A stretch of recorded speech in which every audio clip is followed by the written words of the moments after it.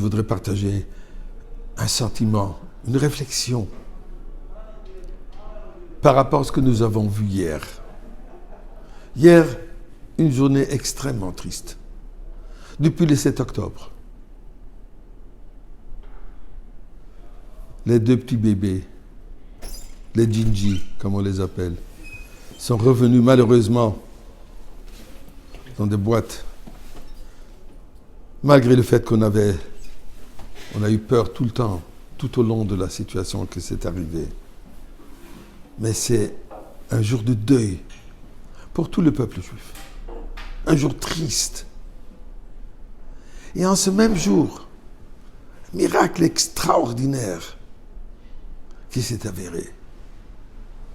3 autobus, ou plutôt ensuite 5 autobus, étaient planifiés d'exploser à 9h du matin, plein de personnes, des centaines de personnes. Miraculeusement, ça a explosé le soir, dans le garage, n'a affecté aucune personne. Ne disons pas puisque cet imbécile, ce tueur, ce meurtrier, s'est trompé au lieu de brancher l'heure pour 9h du matin, il l'a fait pour 9h du soir. Ce ne sont pas des erreurs qui font ces tueurs-là. Ils sont très méticuleux. C'est miraculeux. Donc Dieu nous montre, malgré le fait qu'il y a cette souffrance, je suis avec vous, je vous protège. Vous ne comprenez pas? On n'est pas capable de comprendre. On n'est pas capable de le comprendre, les voies d'Akadosh Baruch Hu. Tout ce que nous pouvons faire, c'est juste de prier, demander à Akadosh Baruch Hu, au lieu de nous montrer des miracles dans l'exil, montre-nous déjà le miracle de la délivrance. Et pour ces miracles, nous disons le Tehillim, Mizmer le Soy d'Ornu, l'Adonai kol ha'orativ de Sadonu Bissimcha, Boy le Fana Bernard, ou qu'Adonai Elimhu, Asana Vola, Nachnam, V'Tzay Marisay, Boy Yishor B'Soy de Chatzoy, Sebisi, Lohoy de le Baruch Shemoy, Ki Toy V'Adonai, L'Olam Chasdoi, V'Adoi, V'Odor Emunosoy. Hier, mettons un peu de tzedaka, s'il vous plaît, tous ensemble.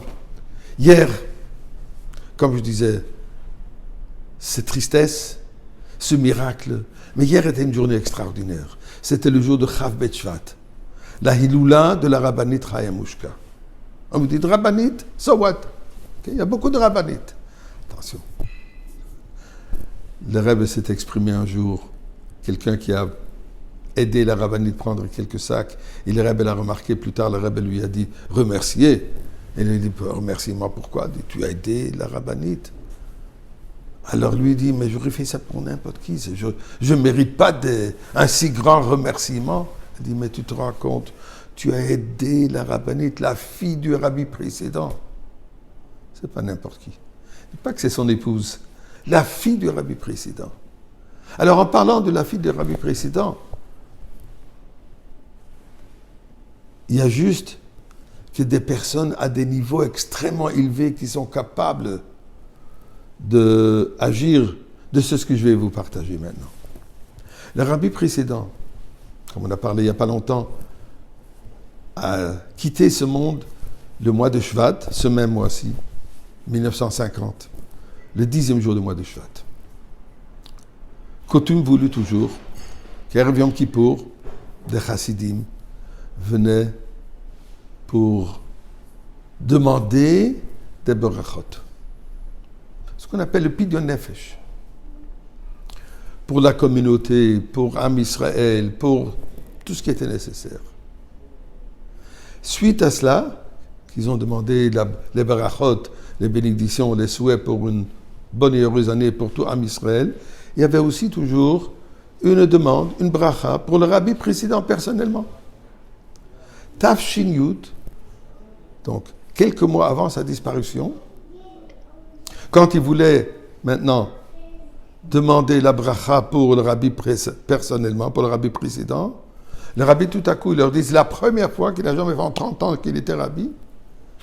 Il dit, maintenant ce n'est pas le moment pour demander des bénédictions personnelles.